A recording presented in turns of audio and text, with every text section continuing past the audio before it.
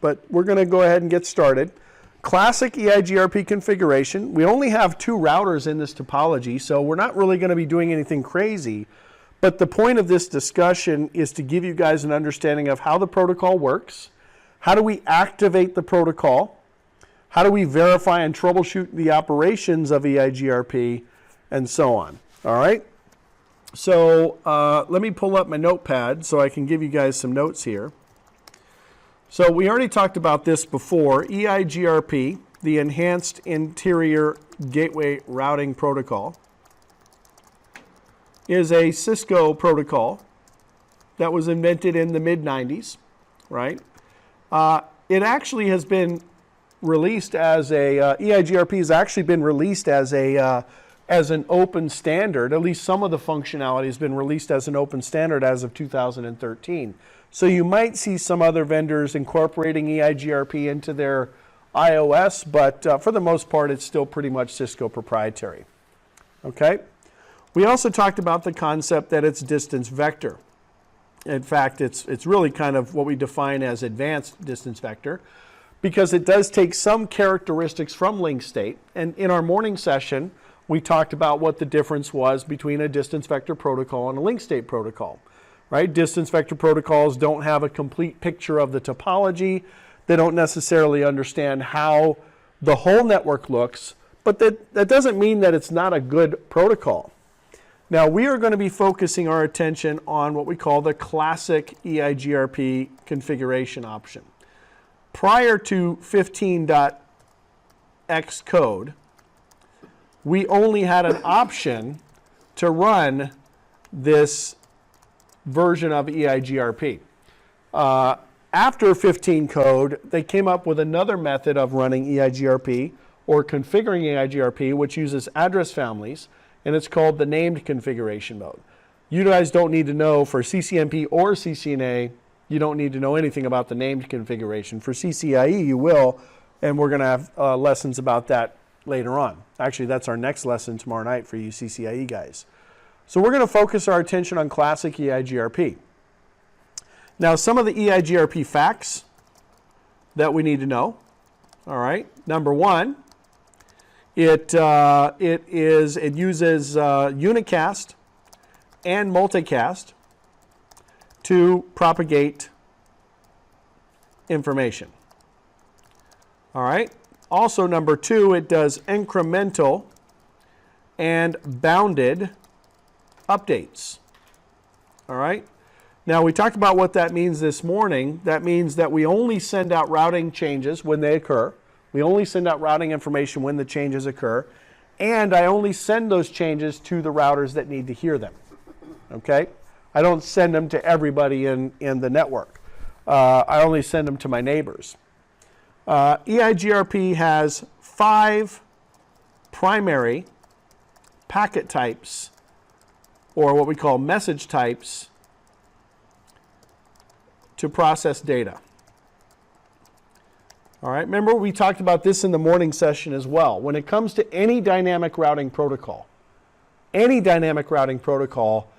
there are 3 major elements to the protocol. You guys remember what they were? Messages, right? We also talked about the concept of algorithm. What algorithm does the protocol use to make its decision? And then we talked about the data stores. All right?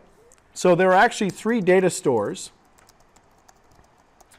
that are created in EIGRP as well. One is called a neighbor table. One is called a topology table, and which is the EIGRP, what we call the EIGRP RIB. And then the last one is called the routing table, which is the router's routing information base. Okay? So the data structures, they call them data stores. They're probably better if you just call them structures, because that's really what they are. 3 data structures that get created.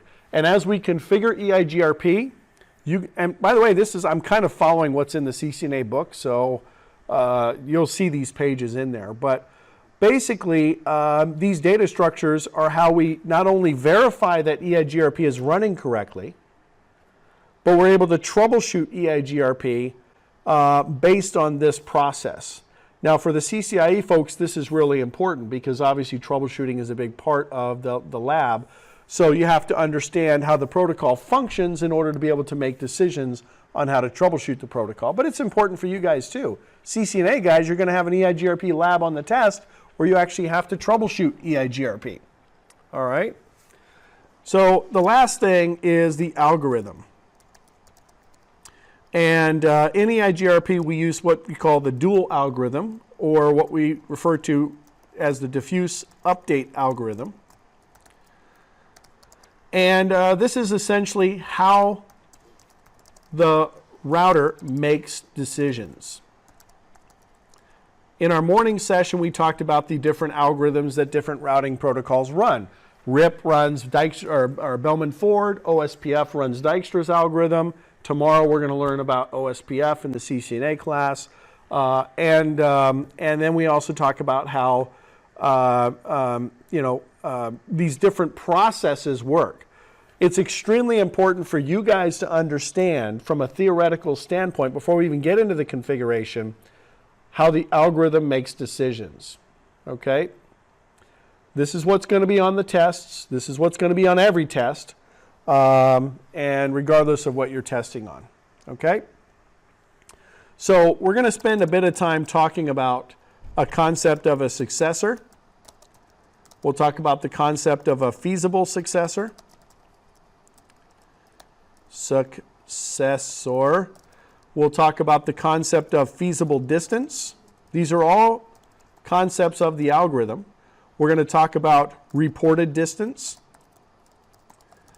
We're going to talk about the metric calculation. And we're going to talk about variance. And what else? These are all part of the process of defining the algorithm. Successor, feasible distance, reported distance, metric calculation, variance. Yeah, well, metric calculation also includes something called k-values. We'll talk about that. But that's kind of combined with the metric calculation. So before we actually get in and do any of our configurations, let's go ahead and learn about what all of these terms represent in EIGRP. Let's learn about how they're represented within EIGRP. We'll save the metric for later because we want to be able to apply metric decisions to our topology. But let's talk at least about what is a successor, what is a feasible successor, and so on. All right? So I am going to use my handy-dandy paint tool here to kind of come up with, to give you a topology that we can use to describe all of these pieces that EIGRP includes. So let's say I have a router here. This guy is router 1. All right? And I've got a path here through these routers to get to the network. I've got a path here through these routers to get to the network, and I've got a path here through these routers to get to a particular destination. All right? So router 1, I'm not going to draw names for all these routers, but router 1 is the router that we're focused on. That is the router that we're trying to make a decision on how do we get to network X. Remember, we're only running one routing protocol in this scenario. We're not running OSPF and EIGRP and all these other different routing protocols. We're only running one routing protocol. Okay? My audio is probably clipping out like crazy. Just realized my volume was turned way up. All right?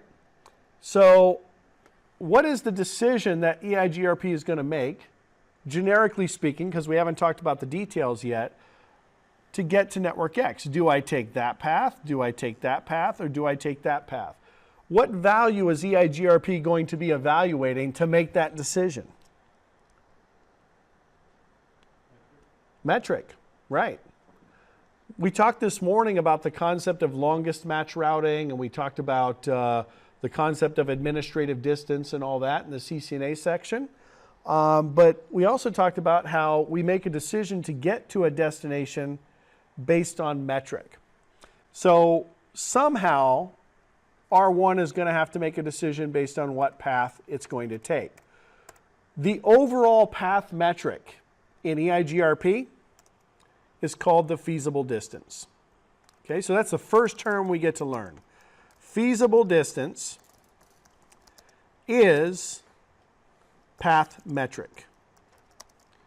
All right, and we see it referenced in a lot of different databases as FD. Simply FD stands for feasible distance. All right, so feasible distance is by definition the overall path metric. The path with the lowest feasible distance is called the successor. So this is literally in EIGRP my best route, and it is the path with the lowest feasible distance. So two terms we've already kind of taken care of. They're pretty straightforward. Whichever path in my topology has the lowest metric becomes the successor path, and the overall path metric is called feasible distance. Okay? So let's put some arbitrary numbers on this topology here. Let's say that, and these numbers are not at all conducive to what you see in the real world. I'm just giving you some easy numbers to work with.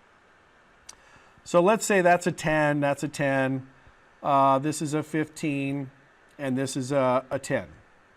All right, and this is a 10, and this is a 20, and this is a 15, and this is a 10, this is a 10, this is a 5, and this is a 10. All right, these are just numbers that represent basically the costs of each of the paths. Cumulative cost, this is not how the metric works in EIGRP, by the way, but I'm giving you, we're talking about the terms, right? So I'm trying to make it easy to understand. Based on the fact that I'm just going to simply add up those costs, which is actually really how OSPF works, I'm going to add up those costs, which path is going to end up being my successor path? Which path is going to have the lowest feasible distance? Well, the top path is 10, 20, 30, 40, or 10, 20, 30, 45. So the top path is 45. The middle path is 2, 3, 4, 55. And the bottom path is 10, 20, 30, 45. So we've got, I don't really want to do that. I don't want to make them the same just yet. Actually, you know what? I will. That's fine. All right. So the overall feasible distance of this path is 45. The overall feasible distance of this path, 10, 20, 30, 40, 5. You have to add network X as well. It's included. It's part of the metric. And then the middle path has a feasible distance of 10, 30, 45, 55, right? So in this case, the top path and the bottom path have the same metric. We talked about this morning as well. What is EIGRP going to do in that case?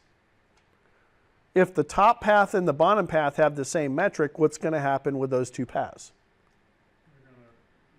We're going to load balance. We're going to put both routes in the routing table, and we're going to load balance. Hey, this is kind of looking like our little topology here. Not as many routers, but we have 3 paths, and 2 paths look the same, right? So we actually have, in this case, 2 successors with a feasible distance of 45. All right? Now let me modify this a little bit. Get rid of all these lines here. There we go. And I am going to change this guy to a 25. Now we only have one successor, the top path. Agreed? We have one successor. From a routing perspective, that's all that matters in EIGRP. EIGRP has picked this top path as its successor path because it has a feasible distance of 45, and that is the lowest feasible distance of all 3 paths. But here's something that EIGRP does that no other routing protocol does. Not only does EIGRP try to pick the best path, but EIGRP tries to pick the second best path as well. And that second best path is called a feasible successor. So the feasible successor is the next best path, but there's an asterisk there. All right? The asterisk is as long as that path meets the feasibility condition. So, all right, if we're going back to our algorithm and we're looking at all the terms that we're trying to learn about EIGRP, the successor is the best path, check, we did that. Feasible distance is the metric, check, we did that. Metric calculation we'll do later, variance we'll do later, k-values we'll do later. So we've got feasibility condition. Oh, that's what I forgot to add to the list here. I knew I was missing something. Feasibility condition.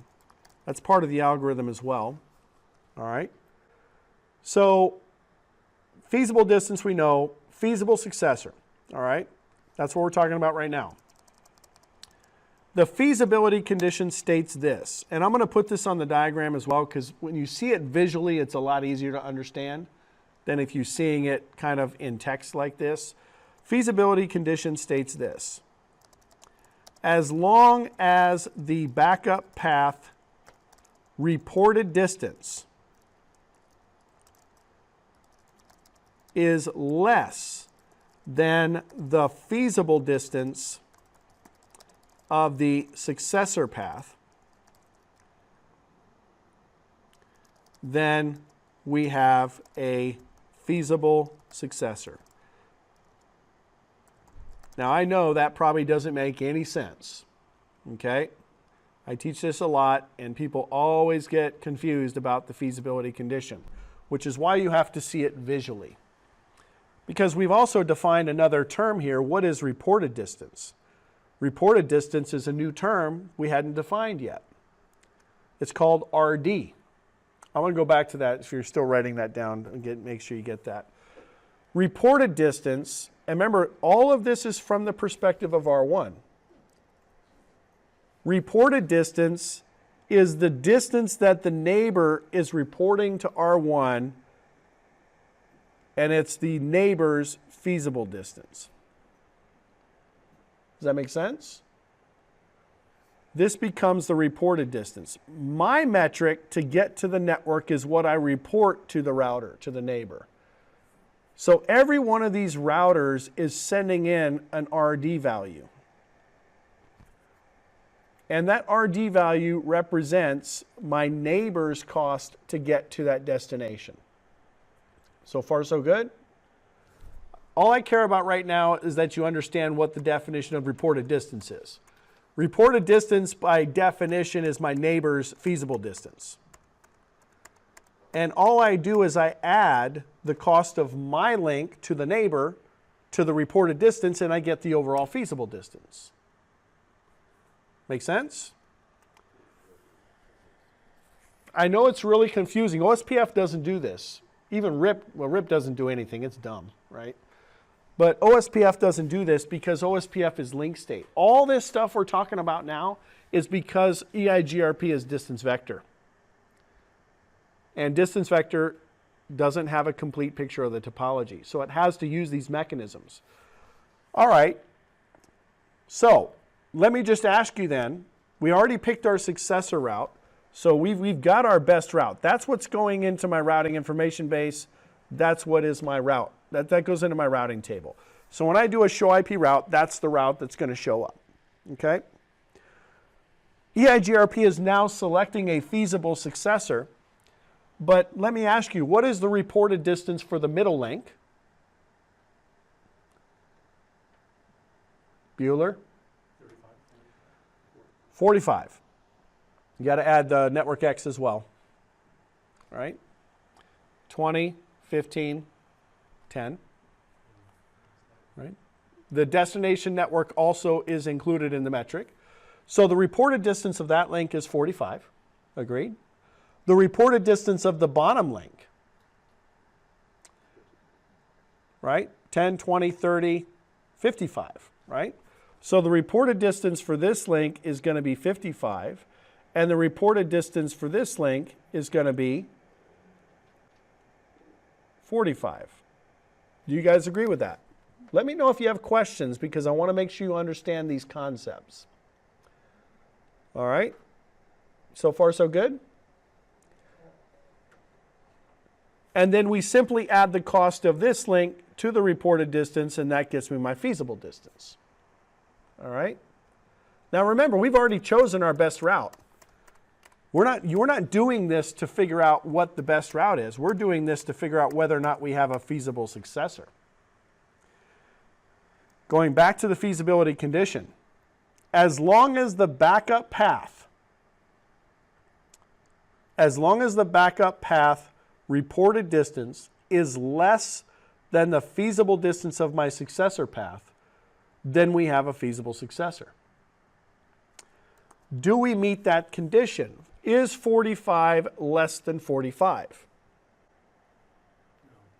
No, not a feasible successor path. Is 55 less than 45? No, not a feasible successor. This number has to be less than that number. Now, the question I always get from people is, well, wait a minute, if that number's less, then why wouldn't that be the best route? Because it's the reported distance. We still have to take into account that link to get the feasible distance. So just because the reported distance is less does not mean that we have a feasible successor. Best route, excuse me. So in this topology, there is no feasible successor. It can't be equal, it has to be less. What does that mean from a convergence standpoint? I've already picked my best route. Okay? I've already picked my best route, which is the top route. That's what goes into my routing table. From a convergence standpoint, what this means is that if this router fails, or anywhere in that path fails, instead of EIGRP automatically using another path, it has to go through a whole calculation. It has to say, okay, do you still have a path to network X? Do you still have a path to network X? That is done through something called a query. That's one of the EIGRP message types, a query. And then these routers have to go and query their neighbors, and then they have to query their neighbors. Those queries propagate all the way down, and then we get a reply back. And then eventually this router says, oh, okay, I still have a route to the destination, so now I can insert one of those routes as my new successor. So without a feasible successor, the reconvergence process takes more time, but it still works. I mean, these are still valid paths. Okay? This whole concept of trying to find a feasible successor and doing a query and all that other stuff, it all has to do with the fact that EIGRP is distance vector. It doesn't have a complete picture of the topology. So because these values are not less than this value, EIGRP doesn't know whether or not these paths are part of the primary path. So it's strictly a loop avoidance mechanism. Strictly loop avoidance. Here, let's do something else here. So let's say, in this case, let's make get rid of this over here. Let's make one of these paths a feasible successor, but without changing the overall path metric. So I'm going to change this middle path here. I'm going to put the 10 here. All right. I'll put the 10 there, and I'm going to put the 15 on the other side. Notice that I did not change the overall path metric. I did not change the overall path metric. It's still 20, 30, 40, 55. So it's still not the successor, but guess what? Does it meet the feasibility condition? The reported distance of this path, RD, is equal to 40. See what I'm saying? So we have a feasible successor now. I'm going to show you guys after we do our configuration, I'm going to show you how EIGRP uses this. But let me tell you real quick. If this path fails like before, guess what EIGRP does with that feasible successor route? It immediately starts using it. It's already verified that that backup route is not part of the original route. There's no way this backup route could be part of the original route because this number would have to be higher than this number if it was. See what I'm saying?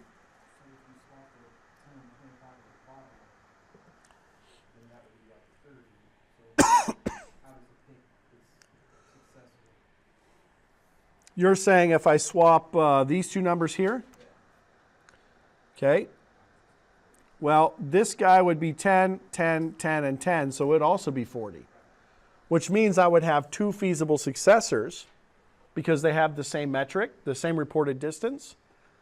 But when when the primary route fails,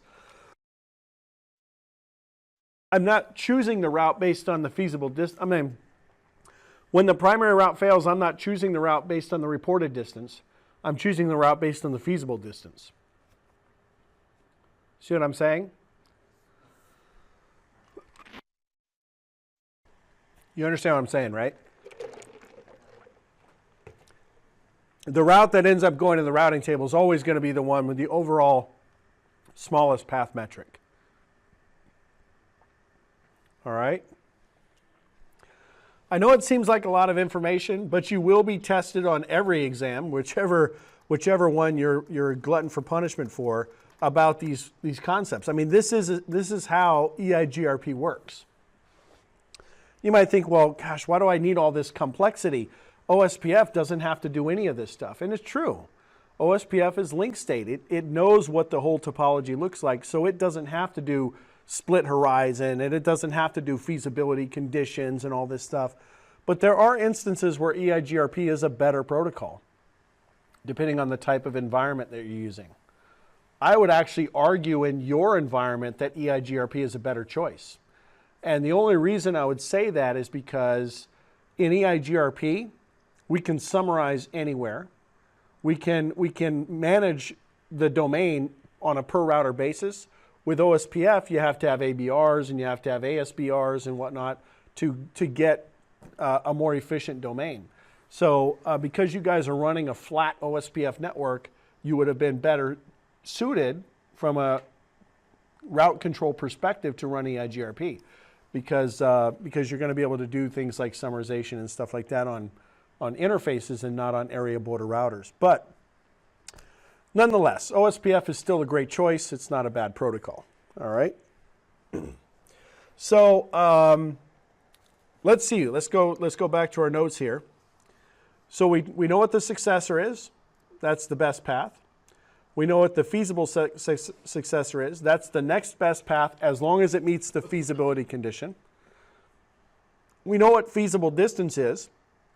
That is the overall path metric. We know what reported distance is. Reported distance is the metric for my neighbor to get to the same destination. We're going to learn all about the metric calculation later on. We're going to learn about variance later on as well. We know what the feasibility condition is. This is it for the algorithm. There really isn't much else to EIGRP other than these concepts. So these are really important concepts, less important for the CCNA, but still important. Okay? Especially if you want to really understand the protocol. So there are a few more theoretical things to talk about, but let's go ahead and get our configuration done so we can start looking at these things based on our topology. So I'm going to pause the recording real quick and make sure that we can all get on the same page with regard to the configuration, and then we'll go ahead and start doing our, how do we configure EIGRP and so on. Sorry. So we're going to go into global configuration. We're going to start our configuration now for this topology. We're going to go into global config, and we're going to start the IPv4 EIGRP routing process by putting in an autonomous system number.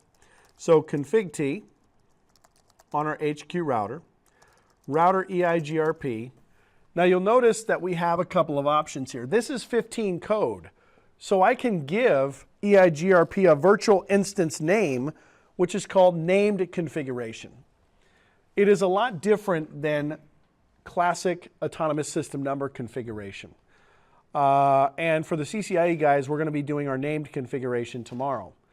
But for you guys, all you have to know is classic.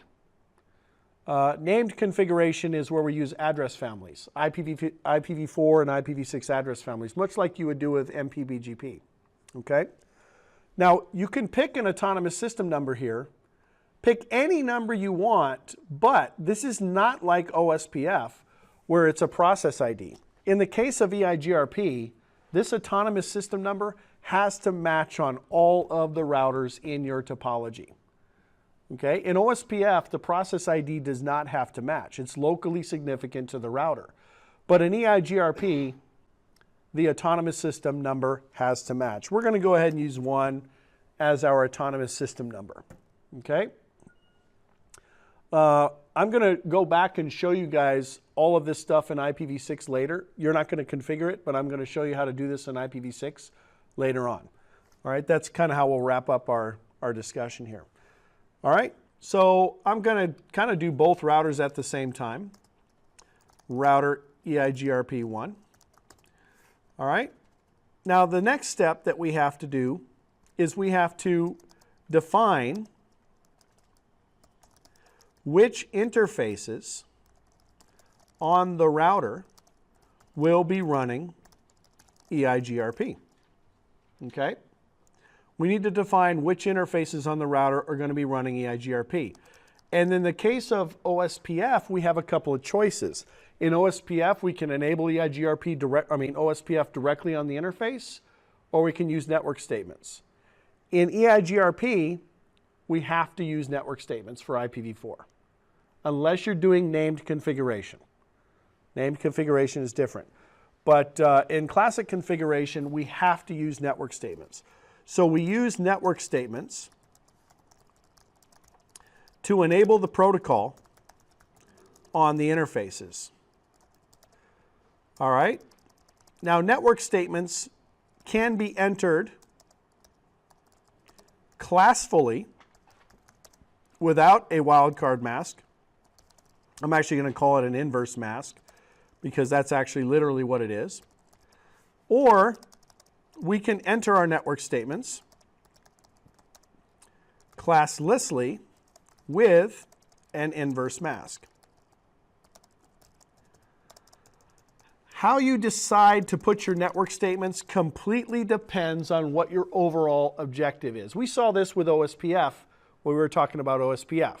You could make your network statements more general, or you can make your network statements more specific. It's completely up to you how you decide to implement your network statements.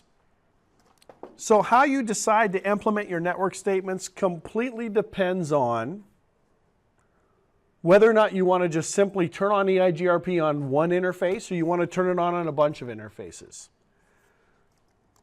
Very, very important. The network statement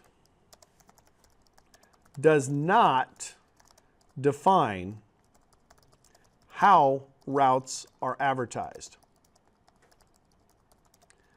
So if I put in a specific network statement, it doesn't mean that I'm now going to be advertising a specific route. It just means that I'm turning on or turning off the protocol on a particular interface. So if I do network 10.0.0.0, this is an example of a classful network statement, then that means that all interfaces that start with 10 are going to be running EIGRP. All right? If I put in a network statement of 10.10.10.0, the router will change it to 10.0.0.0 because it says it's a 10 address, that's a class A, so it's going to change it to a classful network statement. If my goal is to run EIGRP only on these interfaces, I would have to use a wildcard, network 10.10.10.0, 0.0.0.255, Zeros mean I care. Ones mean I don't care. Just like we talked about with access lists. So because there's 3 zeros here, that means that the first 3 octets matter. Any interface that starts with 10, 10, 10 is going to be running EIGRP. You guys follow me? All right. You can be as specific as you want, or you can be as general as you want. What is the most specific network statement that I can apply? Host, right? Network 10.10.10.10, 0.0.0.0. That is the most specific, because basically what this is saying, what this is saying is only the interface that has the address of 10.10.10.10 is going to be running EIGRP. All right? So with our topology, what I tend to like to do with my configurations is I'll do a quick show. I'm already in EIGRP mode, so I'll do a quick show IP route. And, well, you can do it a couple of ways. I'll do a show IP route. That's probably the best way. And include connected. So I can see really quickly what interfaces are active on this router, what the IP addresses are. Well, I don't see the addresses, but I see the address in the mask. I mean, I see the network ID in the mask. So I could, if I wanted to, I could just say network 172.16.00 and hit return, and all of those interfaces are going to be running EIGRP. What's the downside to this, though? The downside is if somebody adds another 172.16 interface later on, it's also going to be running EIGRP. You guys agree with me? So we always tend to kind of configure on the side of security in mind. So I would do this. I would say 1.0, 0.0.0.3, and I would put in another network statement for 2.0 and 3.0. Let's go ahead and do that. We're enabling EIGRP on those 3 interfaces. Okay.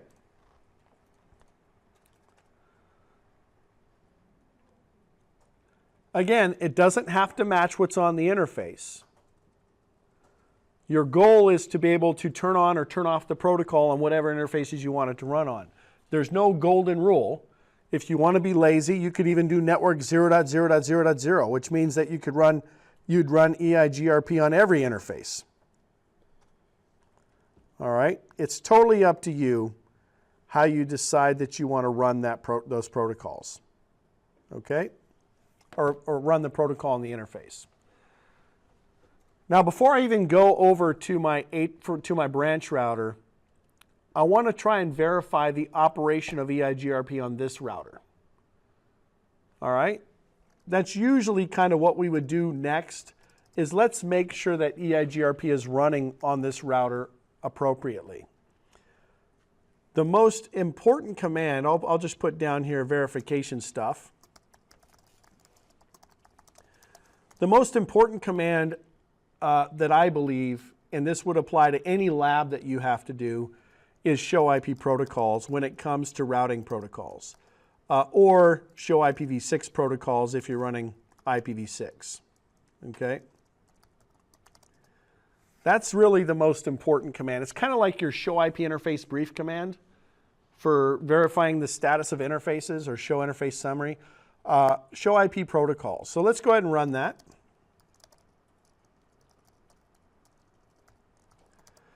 And we can see that we are now running EIGRP, Autonomous System Number 1.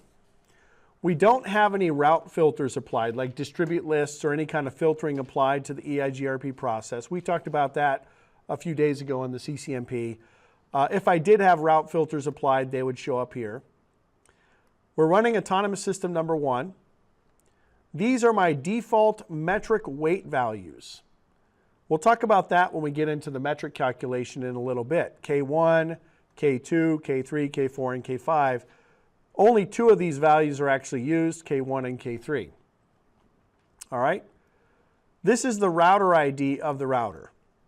When we go into OSPF, we'll talk more about the router ID, but for you guys that did the CCNP, the router ID is selected the exact same way in EIGRP as it is in OSPF. It's the highest active loopback or the highest active physical interface. Or if you want to override both of those, you could actually configure the router ID. I'll just show you how that's done. Router EIGRP1, EIGRP router ID, and I could set this to 1.1. Well, I'll just set it to 0.0.0.1. All right. So you can set the router ID, and you will notice in this case, show IP protocols, that the router ID in this case is preemptive. So in OSPF, you have to clear the routing process for it to take effect. In EIGRP, the router ID changes when you change it. Okay. It's not nearly as important. It is important, but it's not nearly as important in EIGRP as it is in OSPF. All right. This is the administrative distance of the protocol. Internal EIGRP routes is 90. External EIGRP routes are 170. What do we mean between internal and external? You guys learned this in OSPF, right? What is an external route in OSPF? A route that is redistributed into it. A redistributed route into OSPF. It's the same thing for EIGRP. If I have some redistribution process running and I'm redistributing routes into EIGRP, those will come in as DEX routes. They'll be external, and internal means routes that we're learning inside of our autonomous system. Maximum paths. We talked about this with OSPF as well. This is the maximum number of equal cost paths that EIGRP will load balance over by default. You can change this number. If I change it to 1, then I'm not going to do any load balancing. I could change it up to 16 in IPv4. Let me see if this code may even go further. Router EIGRP1, maximum paths. So in this case, I can actually go up to 32 paths. If you've got 32 equal cost paths, then you probably over-designed your network. But anyway, this is how many paths that will go into the routing table. Hop count is how many hops I can go away. EIGRP, it's 100 hops. It's kind of limitless, really. You can get anywhere in the world in less than 50 hops, so there's probably never going to see a limit there. We'll talk about variance a little bit later on. This has to do with unequal cost load balancing. Another thing to notice here is automatic network summarization is disabled. This is a distance vector concept. Remember, distance vector protocols used to be classful. They used to be classful. And when they switched to EIGRP, which was classless, they still made it look like it was classful by summarizing to major network boundaries by default, which was a horrible idea because you had your networks all summarized to like a 10 or a 172.16 or whatever. Finally, in some of the older versions of code, they started disabling this by default. There's really no reason this should ever be enabled. That's, by the way, on the CCNA test, one of the issues with the EIGRP lab is automatic summarization. All right. Routing for networks. This is essentially how I entered my network statements. And then routing information sources, you got to make sure that you have information sources. Those are my neighbors. Those are the routers that I'm getting information from. I don't have any neighbors yet because we haven't enabled the EIGRP on the other side. Now there is another command that you can use. It's a show IP EIGRP interface. Show IP EIGRP interface. Let's do the brief version first. I think there's a brief version. Maybe that's OSPF. All right. Yeah, that's OSPF. Show IP EIGRP interfaces. That's another command to quickly verify whether or not EIGRP is running on the interfaces that you want it to run on. Okay? So quickly I can see here these three interfaces are running EIGRP. I can see if there's any congestion on the interfaces because I can see queue limits and stuff like that on the interface, how many peers or neighbors I have on those interfaces. So that's another quick command, right? Now, you could do some other show IP EIGRP commands. like events or autonomous system, neighbors. We're going to do the neighbors one next. Timers, if you want to see the timers, the topology database. But those are more advanced troubleshooting. Right now, our goal is just to make sure that we have EIGRP running on the interfaces. And we do. So let's go ahead and do our branch router now so that we can form an adjacency. Config T, router EIGRP1, do show IP route, pipe include connected. So I've got 4 interfaces in this case that I want to run EIGRP on. Remember, the loopback was the interface that we were using to simulate a subnet. Okay? So I'm going to do a network statement 172.16.1.0, 0.0.0.0.3, and I'll do 2.0. So we should see an adjacency come up there, which we just did. I'm going to talk about that in a minute. 3.0, and let's do, we should see an adjacency on all 3 links, and let's do a network of 192.168, 0.0. In this case, we still need to put in a, actually in this case, we don't even need a mask because it's already a classful subnet, right? It's already classful. It's a /24 and it's a 192. So again, I'm going to do my show IP protocols just to make sure I'm running the protocol on the interfaces. Make sure I'm running the right autonomous system number. I'll do a show IP interface or show IP EIGRP interface. By the way, that command does not work in Packet Tracer. If you guys tried to run it, it doesn't work in Packet Tracer. So I can see that EIGRP is running on my interfaces.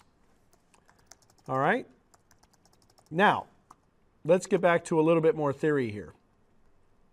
Okay, it's not nearly as in-depth as the concept of what we were talking about with the algorithm, but it's important.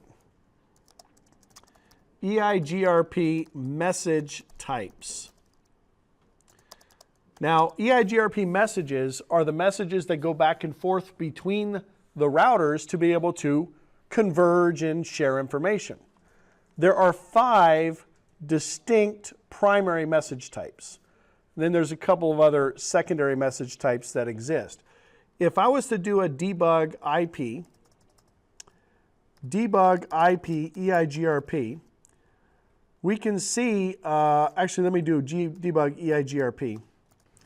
We can see that we have a packet that we can debug. Now, normally you're not going to be doing these kind of debugs unless you're really doing some serious troubleshooting, but there are essentially 5 major message types. There's a hello packet, which is used to discover EIGRP neighbors. All right. Now these hello packets are sent out every, well, actually let's take a look. Let's go here and grab a Wireshark capture on this interface. They're sent out every 5 seconds, but it depends on the interface type. Sent out every 5 seconds. All right, you can adjust those timers, but they're sent out every 5 seconds on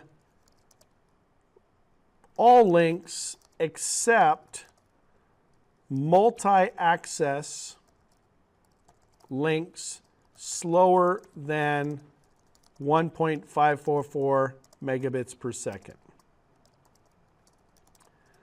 On those links, we send out hellos every 30 seconds. Every 30 seconds. So let's take a look at what a hello looks like. And you can see they're coming out 1,000, 2, 1,000. Well, let's see. 1,000, 2, 1,000, 3, 1,000, 4, 1,000, 5, 1,000, 1,000, 2, 1,000, 3, 1,000, 4, 1,000, 5, 1,000. You get the idea. All right. Notice the destination address for these hello packets. Multicast. So we send out the hello packets using 224, sent using 224.0.0.10. If it was IPv6, it'd be FF02:A. That's the multicast group for IPv6 EIGRP. Okay? Now, you'll notice here that I'm basically multicasting these hellos from this interface. But am I seeing any hello packets over the serial interface? I'm actually not. I'm not seeing any. I'm actually only seeing hello packets come. Oh, duh. I only debugged that. Never mind. Forget what I just said. I'm only running Wireshark on that interface. All right. Of course, I'd be sending and receiving hellos on other interfaces as well. All right. So let me go ahead and drill into one of these hellos. We'll take a look at what's included in the hello packet here. First of all, it is sent using multicast. So this multicast layer 2 address is a derivative of the multicast group address, IP address. All IPv4 multicast starts with 01005E. I think we talked about this in CCNA. We didn't talk about this in CCNP, but every single v4 multicast address at layer 2 starts with 01005E. The last 23 bits of the MAC are derived, the last 24 bits of the MAC are derived from the last 23 bits of the IP. So we're doing a decimal to hex conversion. So that's why we see a 0A at the end here, because it happens to be multicast group 10. Notice the protocol field is 88, which means that EIGRP is its own transport protocol. It runs directly on top of IP. OSPF happens to be protocol 89. Interestingly enough, BGP is an application layer protocol. It runs over TCP. And RIP is also an application layer protocol. It runs over UDP. ISIS, surprisingly enough, is a layer 2 protocol. It's an encapsulation protocol. It carries routes in layer 2 frames. So it's kind of an interesting concept. All right. Now, if I look at the actual hello, we can see some very basic concepts here. The version is the EIGRP version. It's not like version 2 and version 3 for OSPF. It depends on the iOS. The operational code is this is a hello packet, which is a type code of 5. All right. The checksum. So we have a checksum field in our hello packet. We have some flags here to indicate, whether or not we're resetting a neighbor relationship or whatnot. We don't usually talk too much about the flags in class. Notice there's sequencing and acknowledgements built into this as well. So because there's no transport layer function like TCP, EIGRP has reliability built into the protocol using something called RTP, the Reliable Transport Protocol. Not real time, not like voice, but the Reliable Transport Protocol. Now, a lot of people classify RTP as a separate protocol. It's actually not really a separate protocol. It's a function that's built into EIGRP. So we do have sequencing and acknowledgements, and we'll talk a little bit about that when we get into some of the other outputs. All right? We're not running named configuration, so we're not going to see any kind of named configuration here. Here's our autonomous system number. And then these are the parameters of the router. These are the K values.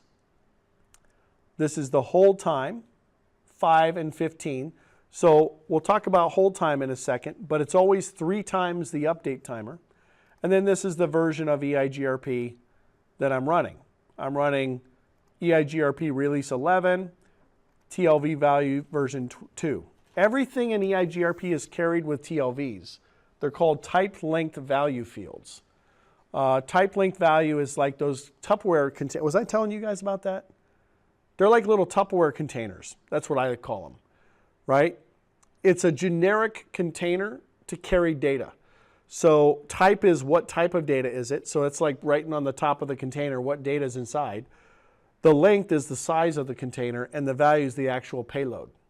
So in EIGRP, we transfer everything using TLVs.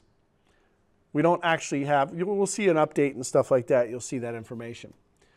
Now, in order for EIGRP routers to become neighbors, there are some things inside this hello packet that have to match.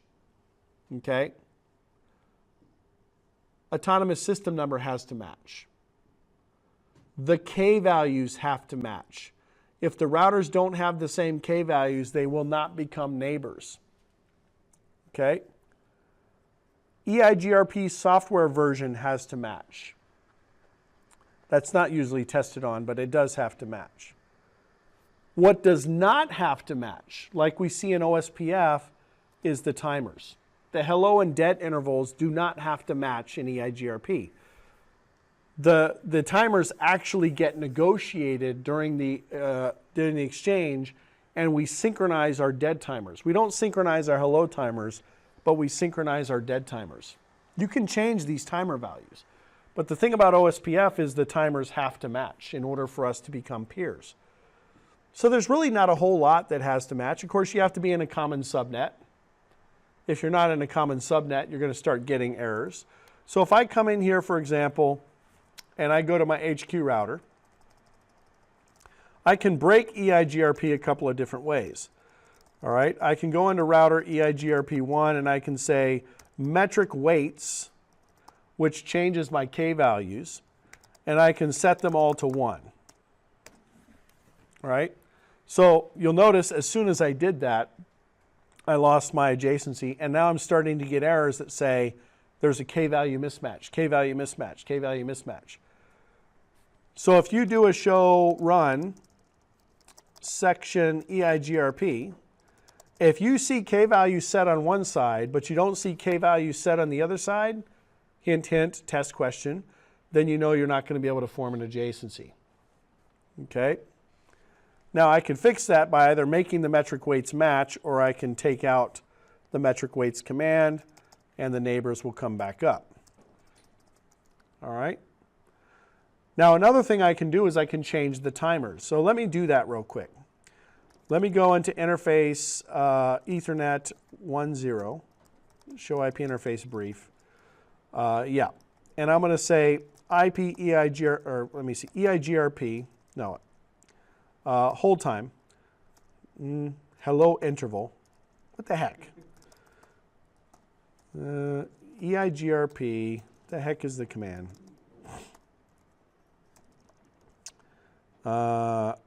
I thought it was hello interval. Sorry, IP hello interval. It's kind of funny because they don't actually tie the command to EIGRP because they assume you're talking about EIGRP. So I can change the hello timer for EIGRP, and we're doing autonomous system number 1, and I'm gonna change this timer to 2 seconds. And I can actually change the dead interval, IP hold time, EIGRP1, and I'm going to change it to 60 seconds. All right. Now, if I did this in OSPF, it's a different command in OSPF, but if I did this in OSPF, I'd lose that adjacency. But you can see here, we're going to learn about this command in a second, that I haven't lost my adjacency. I still have my adjacency. All right. Okay. So, in fact, let me even reboot that interface or flap that interface.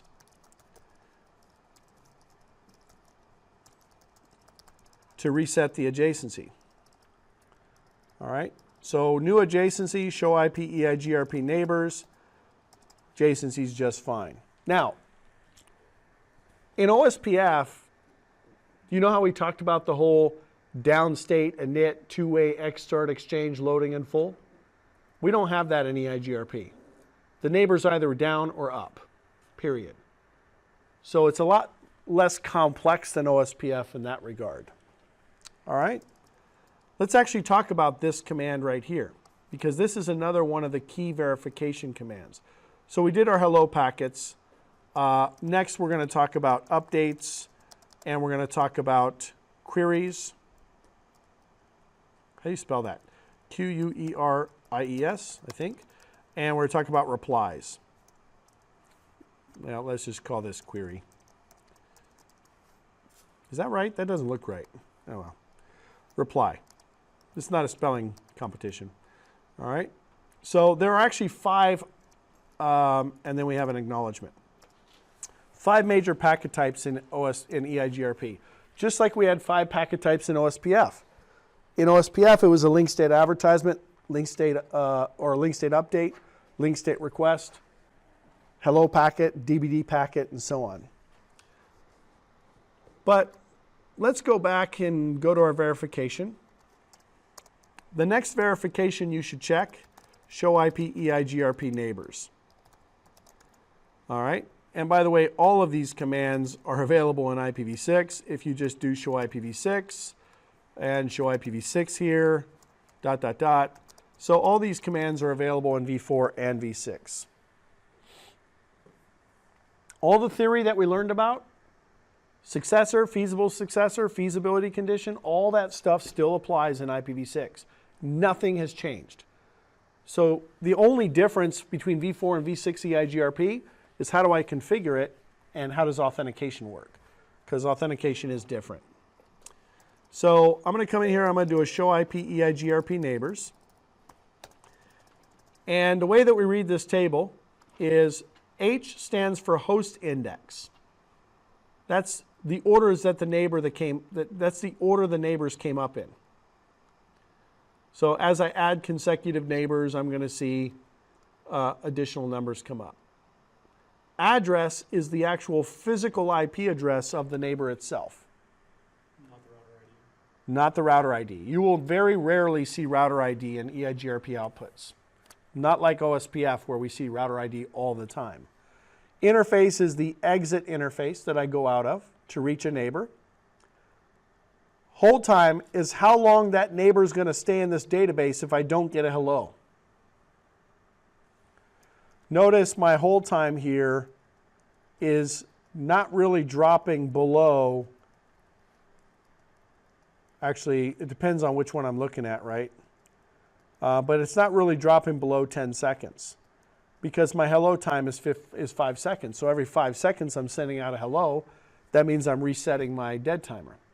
So if I don't get a hello from this neighbor within 13 seconds, now if I go to the branch router, it's going to look different, isn't it? Because I changed my timers. Show IP EIGRP neighbor. You can see the hold time here is 58 seconds or 60 seconds. And also it never goes below 58. Because remember I changed my hello timer to 2 seconds. So that proves that the timers don't match, but it's no problem. We're still neighbors. Okay? All right. Now this is interesting. I'm surprised we're seeing that. I have a feeling what's happening here is we're overloading the link with too many hello packets. So these values, smooth round trip time, retransmission timeout, these are measurements of the quality of the circuit path. And we use this to identify whether or not we need to, because we acknowledge 3 different packet types here. Hello packets are not acknowledged. These are acknowledged. Queries are acknowledged. And replies are acknowledged. So that's part of the reliability mechanism of EIGRP is that certain packet types get acknowledged. Well, these timers here allow me, or these values here, timers if you will, these allow me to identify how long I should wait before I expect to get an acknowledgement. And if I don't get an acknowledgement, what do I do? Right? Do I retransmit or whatever?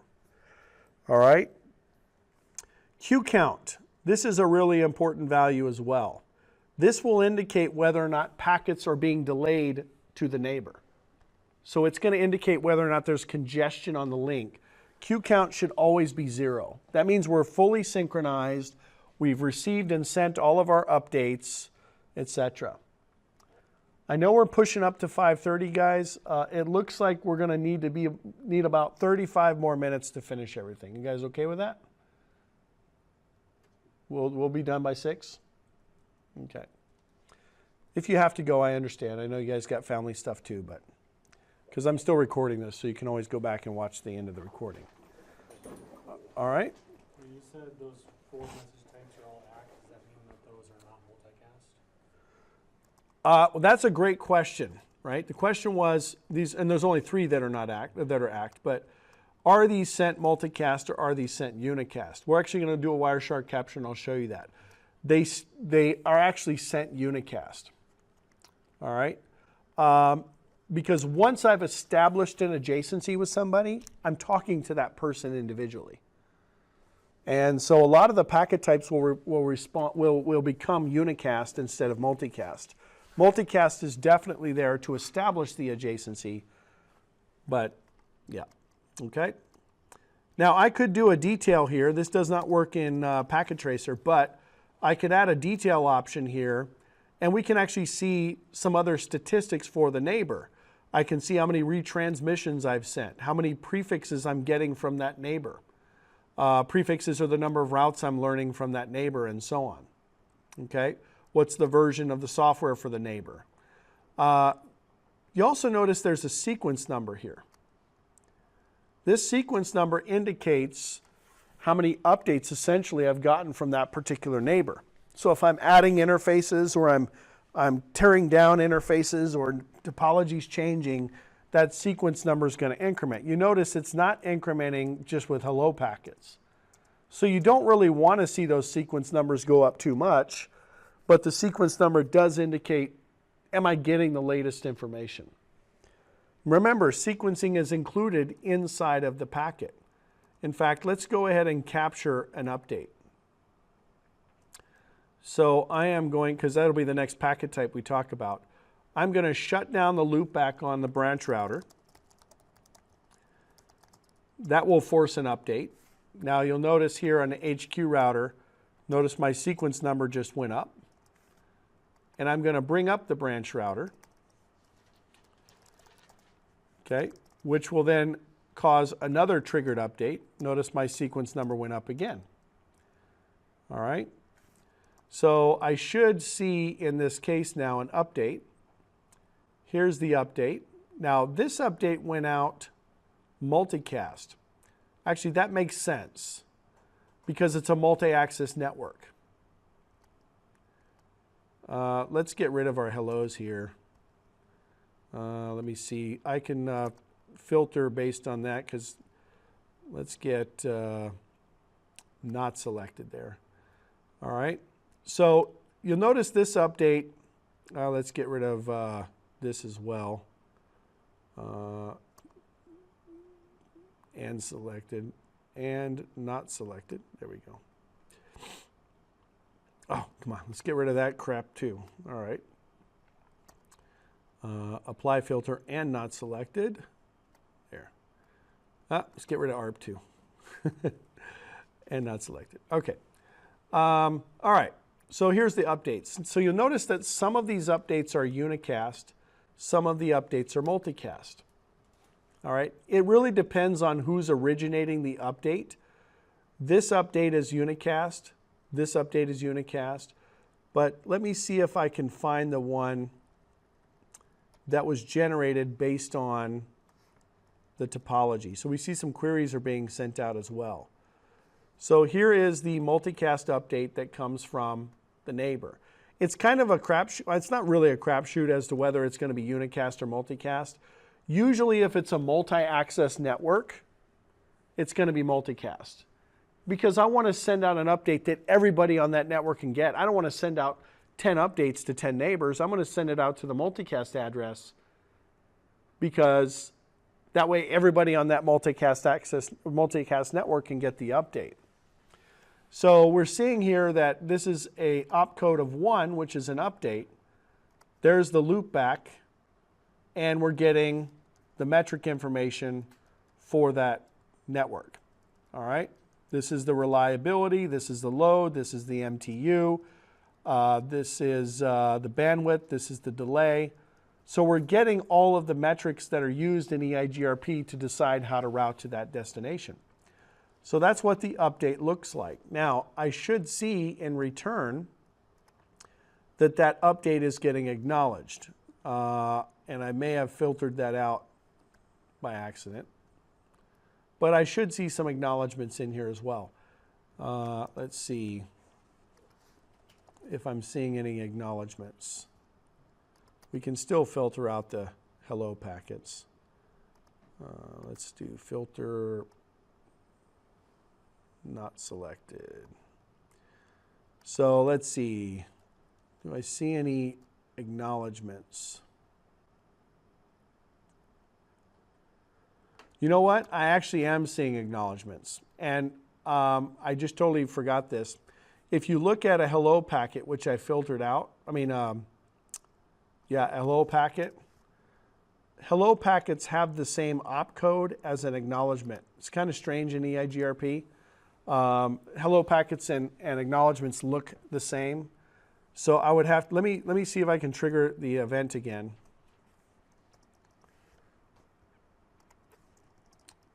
Config T, interface loopback 0 shut. All right. There we go. See the hello ACK? Hello ACK? It's Wireshark is kind of identifying it as a hello packet, but it's actually an acknowledgement.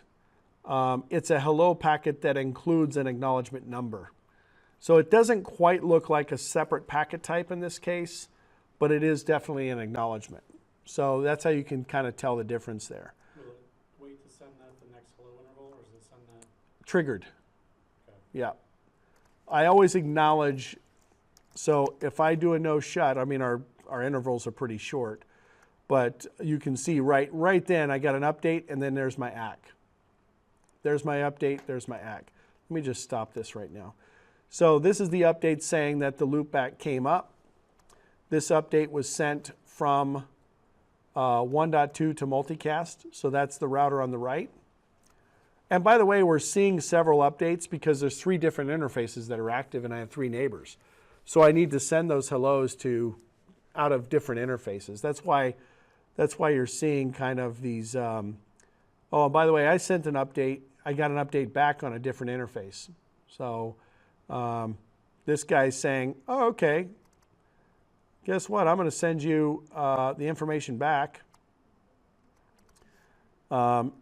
It gets ignored because of split horizon, but I get the information back. But you notice the update went out. Look at the timestamp, 479. So these are epoch times, but you can see that the timestamp's pretty close together. All right. So this is just saying, hey, I acknowledge. The sequence number is what allows me to identify that this acknowledgement applies to that update. Because if I look at the update also has a sequence number right here, sequence. So I'm sending you sequence 41, you're acknowledging, you're sending me a hello with the acknowledgement bit set, and you're also acknowledging sequence number 41. So notice here the acknowledgement number is 0, and on the acknowledgement, it's 41. All right. Down here, there we go. Okay.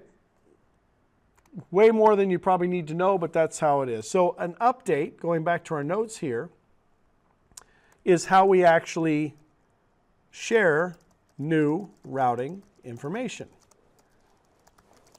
These are triggered, meaning that they only get sent when something changes.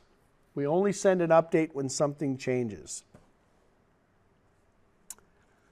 Acknowledgements, we already identified. Acknowledgements are sent for updates, queries,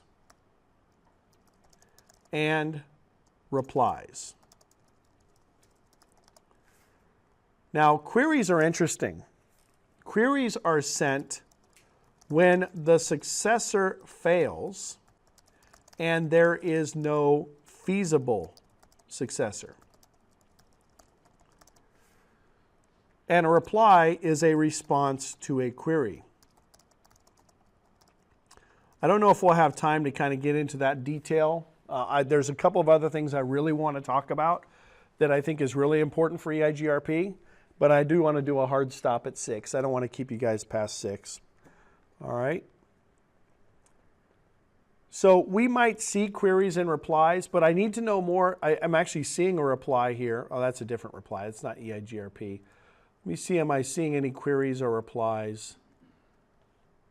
Oh, Yep, there's an EIGRP query, and there's an EIGRP reply. So that tells me something about this topology.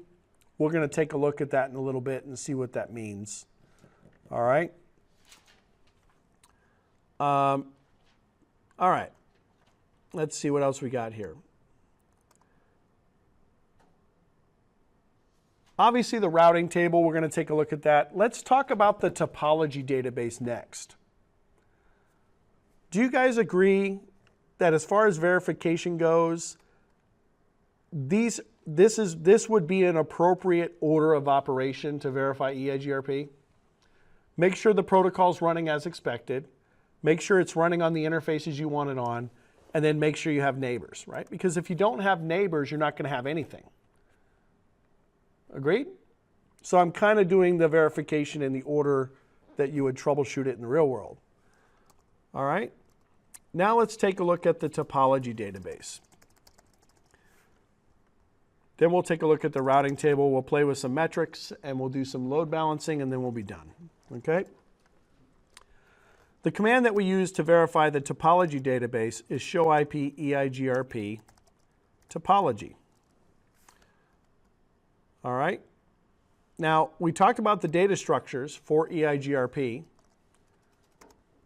This is everything that I am learning from my neighbors. It's kind of like a link state database in OSPF. The topology database is everything that I'm learning from my neighbors.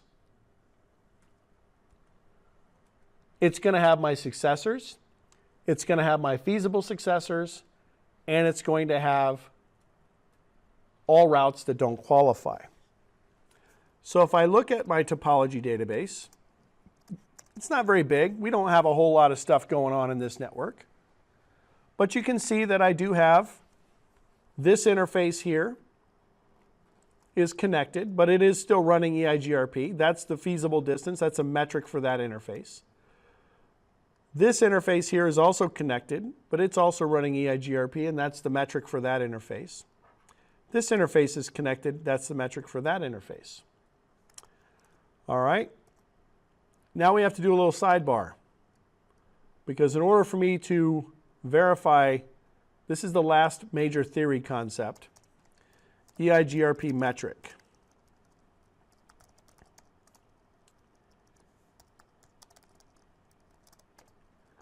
All right, we use something called a composite metric in EIGRP. It's a complex metric. All right, it includes a couple of concepts, stuff like k-values and interface values to determine the metric. Now, what's actually interesting is when you're looking at this topology database, these numbers that you're seeing here throughout, those are actually the metrics that are being calculated. Now, what I have to do here is I need to pull up my little Google,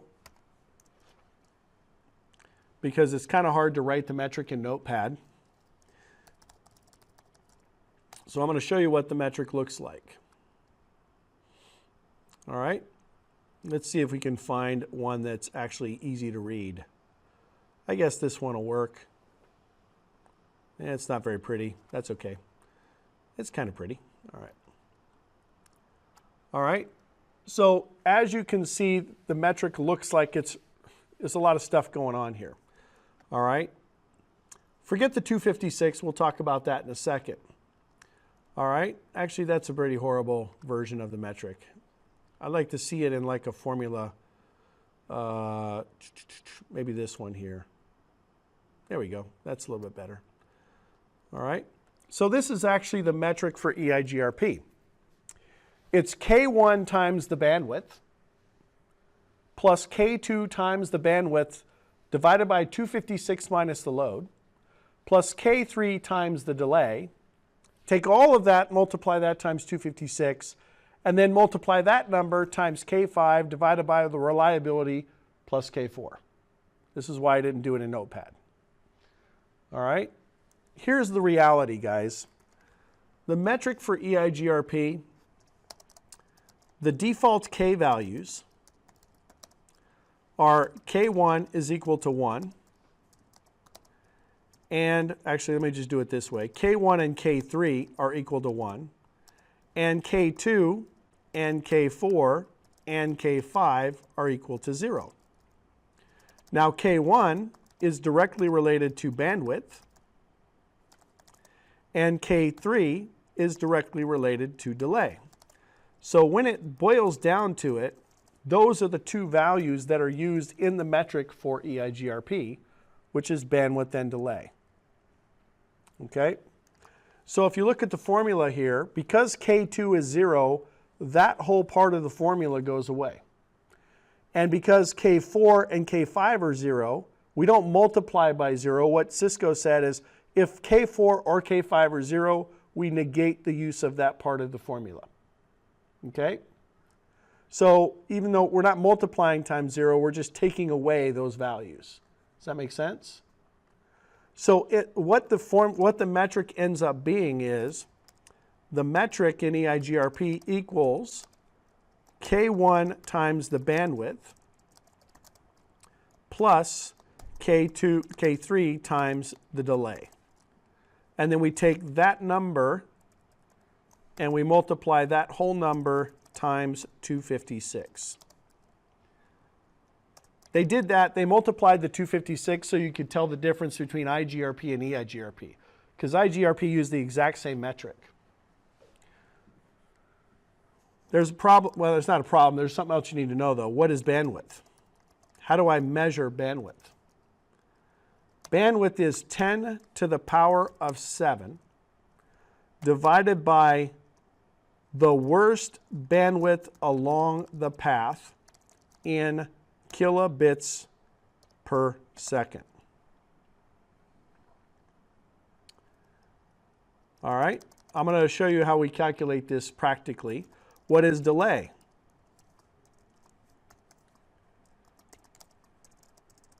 Delay is the sum of all delays, interface delays, which is in microseconds. I'll just write it out, microseconds, divided by 10, because we want the delay to be in tens of microseconds. All right? So there's like formulas inside of the formula when you're doing these calculations. Let me grab my topology here real quick. And we're going to go through a scenario of calculating the metric for a path. So there's my topology. Let me throw this into my paint here. All right. Now let's say that I want to calculate the metric for HQ to get to this network. And you know what? Let's make it simple. Well, we're going to end up load balancing because of these the top and the bottom link are the same speeds. So we can just calculate one path. We know that's going to be in the routing table twice. Now here's a very important concept. We talked about this in OSPF, right? When we're measuring metrics, only the egress interfaces count. We never include ingress interfaces, and the switch doesn't count because it's layer 2. So the only two interfaces that I'm concerned about are that interface and that interface when I'm calculating the metric in that direction. You follow me? So let me go ahead and get the values that are on those interfaces. I'm going to do a show interface Ethernet 1.0. Right there, guess what? Everything is here for EIGRP. Bandwidth, delay, reliability, load, MTU, it's all right there. Of course, I only care about these two values, so I'm going to grab those two values. I'll put those in my little notepad or paint here. So the bandwidth and delay of that interface is that value. And I'm going to go grab the information from the loopback over here. Show interface loopback 0. and this is the bandwidth and delay for my loopback interface.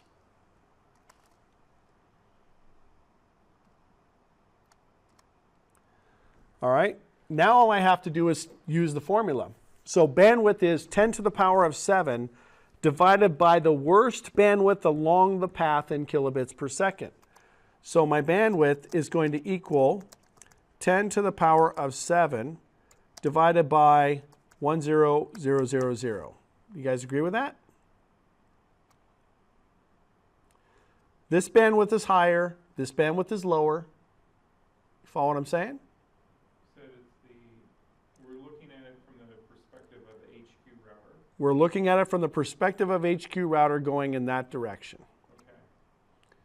So along that path, because it's egress interfaces only, the worst bandwidth along that path is the bandwidth of the Ethernet interface. So if I take my 10 to the power of 7, 10 to the power of 7, and I divide that by 1, 2, 1, 2, 3, that becomes the bandwidth portion of the metric for that path. The delay is the sum of all the delays in microseconds. So 1,000 plus 5,000.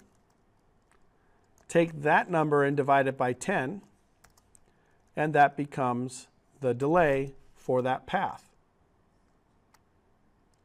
which is going to equal what? 600. The metric is equal to 256 times 1,000 plus 600. Agreed? So if I take 1,600 and I multiply it times 256, I get 409,600. If I go to my routing table on HQ and I do a show IP route, EIGRP, I'm load balancing to the loopback, and the metric is 409,600. If I do a show IP EIGRP topology, the metric is 409,600. So the first number you see in the topology is the metric. The second number is the reported distance. Do I have a feasible successor?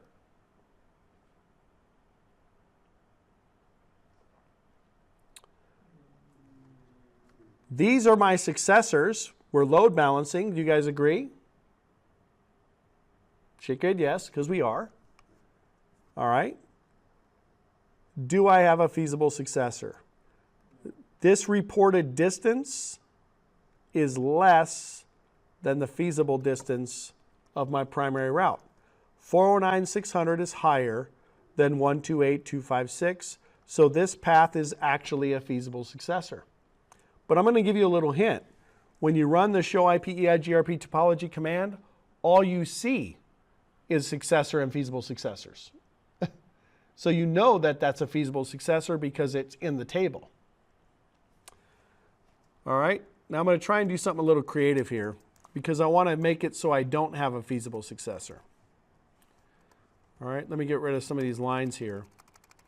I'm trying to get, I know we only got like 12 minutes left, so I've got a couple more things I want to show you, but I'm going to pick up the pace a little bit.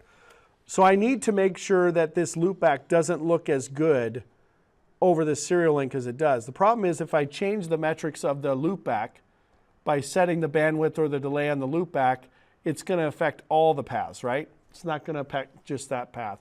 So I'm going to do an offset on this interface for that particular route. I'm going to do it very quickly. Config T, IP access dash list, standard, offset, and I'm going to do permit 192.168 0.0 0.0.0.255, and then I'm going to do a router EIGRP 1 offset list offset in, And I want to do it to the neighbor though. This is going to affect, let me do 10,000. I need to do it outbound anyway. Shoot. All right, let me try this again. IP access, I have to do it outbound anyway. IP access list standard offset, permit 192, 168, 0.0, 0.0.0.0.255.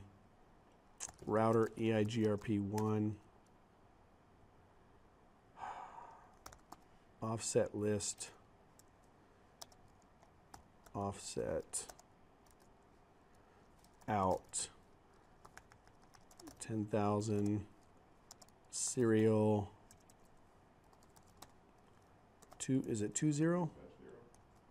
2/0.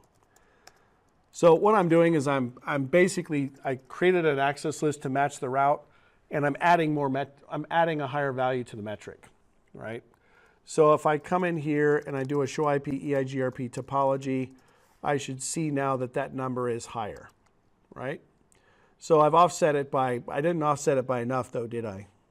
I'm trying to make it so it's not a feasible successor. Okay, so let me offset it by even more.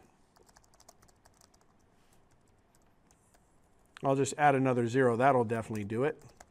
All right. So now if I do a show IP EIGRP topology, I should see, it didn't, oh, there it goes. Okay.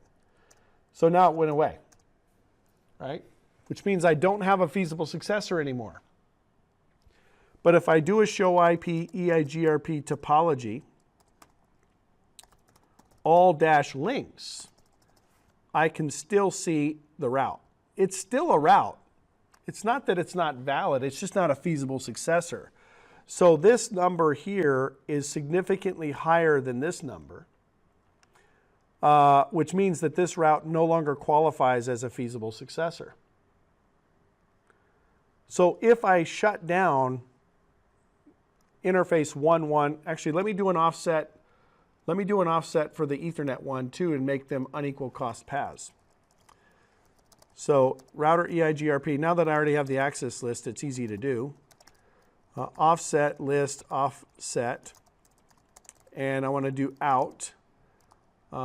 Let's make the top path more preferred. So I'm going to offset Ethernet 1.1. Let's change it. Let's just make it a little bit more, 10,000. And then we'll do Ethernet 1.1. So now if I go to HQ, I'm no longer load balancing, right? I've got, it takes a little bit of time to converge here. Not like RIP, but eventually, there we go. So I changed the reported distance and I also changed the feasible distance. So now I only have one successor. If I do a show IP EIGRP topology, I still have a feasible successor, because this number here is less than this number here. Make sense? But now all my traffic, if I do a show IP route EIGRP, all my traffic is going over this link. Now why did I do that? Because the last thing I want to show you, sorry, my notes are getting a little bit weak here, but I think you guys get the idea. Here we could do show IP EIGRP topology, all dash links to see, this will show us all the routes learned. Whereas show IP EIGRP topology only shows us successors and feasible successors.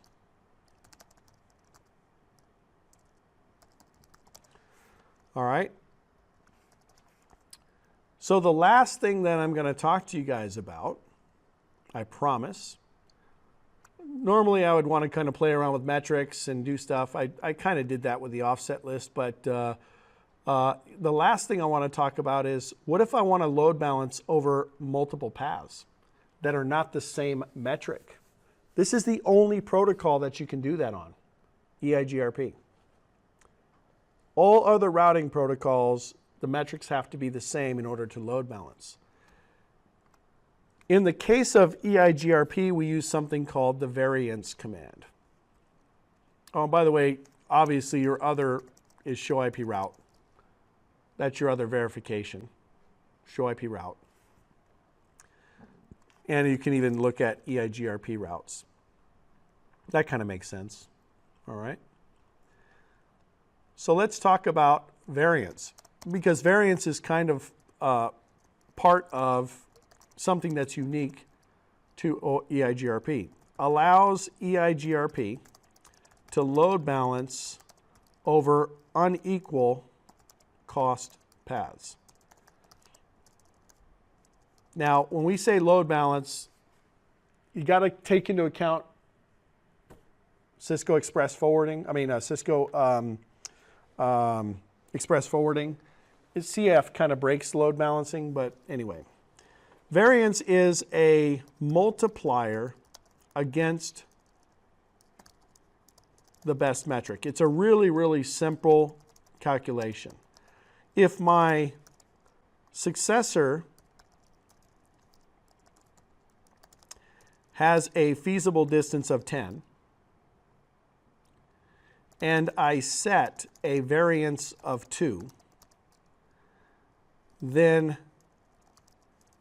any path between 10 and 20 is now considered equal. Does that make sense? It's literally a multiplier against my best metric. So in the case of HQ, the best metric to get to the next route is 409,600. Agreed? This one's higher. If I do the all dash links, you can see that this one's way higher.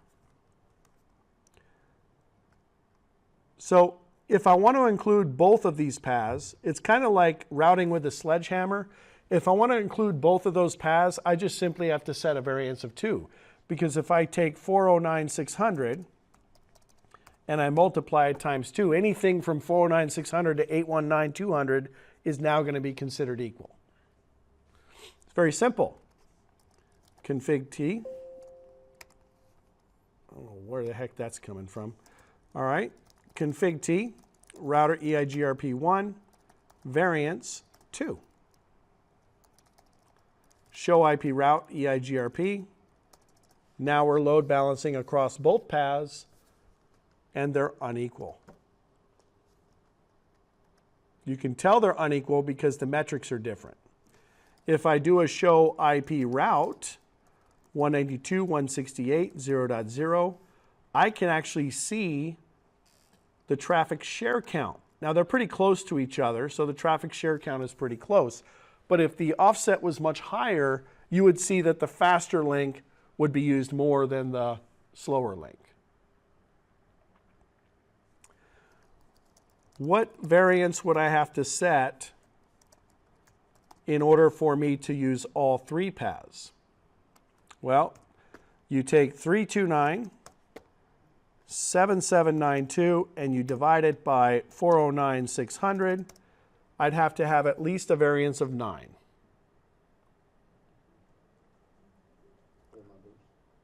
Everything is in whole numbers in routing. Remember I told you guys that about the metric too. If I have an interface that's 10 to the power, if I'm doing a metric calculation and it's 10 to the power of 7 divided by the bandwidth of the interface, which happens to be 1544. Geez, that didn't work. 10 to the power of 7 divided by the bandwidth of the interface, 1544, 6476. Remember, you drop the remainder. Always drop the remainder when you're doing these calculations. Before you do any other multiplication or any other function, always drop the remainder. Okay? So I need to set a variance of 9 in order, actually I see a question here. Is the bandwidth defined by the bandwidth command? Yes, Mike, that is correct. The bandwidth command changes the metric.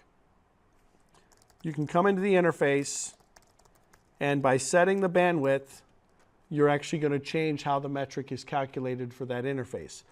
By setting the delay, you're actually changing how the metric is calculated for the interface. So you can affect the metrics by also adjusting bandwidth and delay. Now I've kind of broken my network here. I'm going to show you that last, but let me go ahead and change the variance to 9. Router EIGRP1 variance of 9. Now, what do you think is going to happen here? If I take 409,600 and I multiply it times 9, this number's, right? 329,7792 is definitely less than 3686,400, right?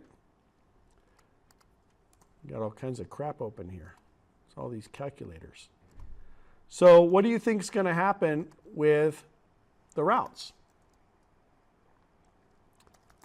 They're all going to be equal cost. Are they all going to be used? They're not going to be equal cost because they all have a different metric, but are they all going to be in the routing table? You got a 50-50 shot. Yes or no? Yes. The answer is no. Don't buy a lottery ticket today. It's no because that route does not meet the feasibility condition. In order for a route to be considered valid, it always has to meet the feasibility condition first.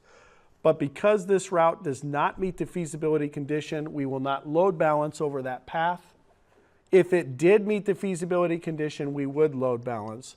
So if I went into my branch router and changed my show run pipe section route EIGRP,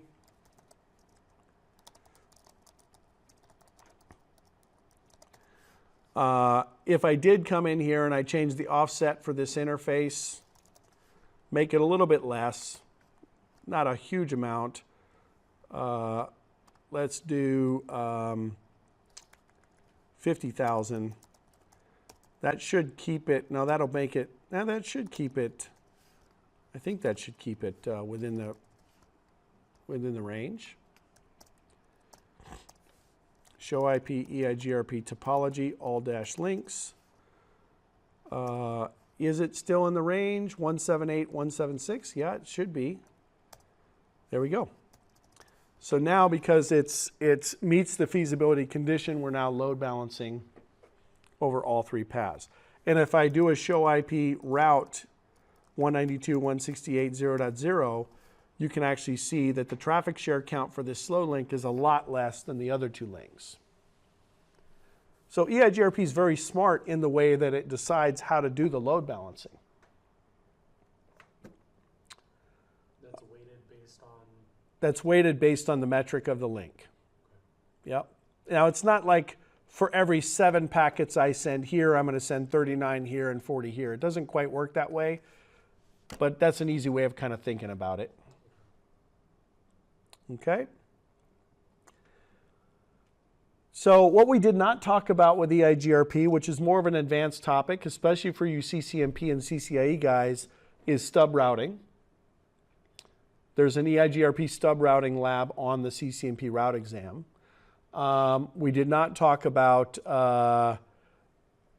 redistribution. So those would be topics that you guys have to kind of fill in. But that is pretty much it for the basic concepts of EIGRP. You guys learn anything? It's a pretty cool protocol. And it's pretty easy to analyze. The topology database, that's it. Unlike EIGRP or OSPF, where you've got different LSA types and all these different things about the topology database, EIGRP, it's pretty simple. Successors, feasible successors, and stuff that doesn't qualify. Okay? All right, let's wrap it up.